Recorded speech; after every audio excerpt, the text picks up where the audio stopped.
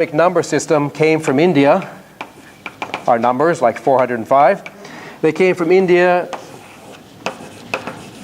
to the Arabs, and then the Arabs brought them to Europe via Spain and other places, eventually to Europe. So we get our number system in the modern world through this link. And so first of all, people in Europe, because the numbers came from Arabia, they sometimes said this was the Arabic system, which is not entirely correct. It's actually a Hindu system, but the Arabs made important additional contribution to that number system. So they certainly deserve to have their name on it too, because they extended the number system to include decimals. They figured out how to think about decimals as part of the Hindu number system. And a very spectacular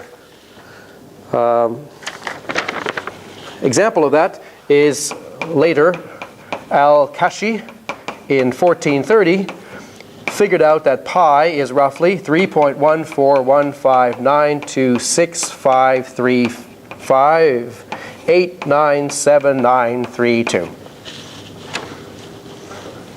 which was by far a better approximation than anybody had ever written before that.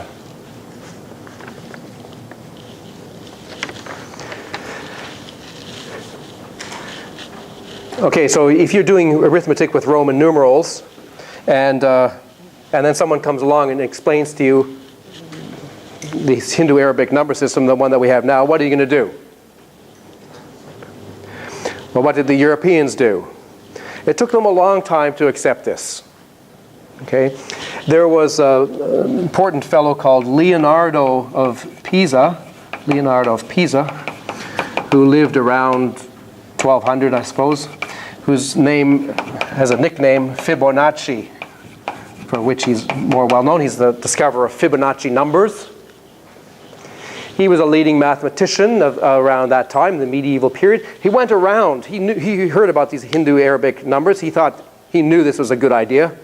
And he went around to Europe lecturing, telling people, you've got to work with this system. It's so much easier. It's so much better. You can do everything much faster. Here's how you do arithmetic. Here's how you do multiplication. Here's how you do division. He learned all these things and tried to teach people. Did they listen? Not really. It sort of went in one ear and out the other. And for the next 300 years, they just kept on going with the silly Roman numerals. It was only around 1500 that finally, probably merchants in Venice started using them so much that everybody else had to kind of get on board. And then there was I think a lot of the explosion of European activity after the years 1500. A lot of it's due to finally having a number system in place where you can do calculations quickly, efficiently, that you can teach young people how to do them, which is what we do now. It's an incredibly important advance. I have a lot of sympathy for Leonardo of Pisa. Sometimes I feel like a version of him because I go around telling people about rational trigonometry, how much simpler rational trigonometry is. You can do everything much simpler. It's dramatically easier.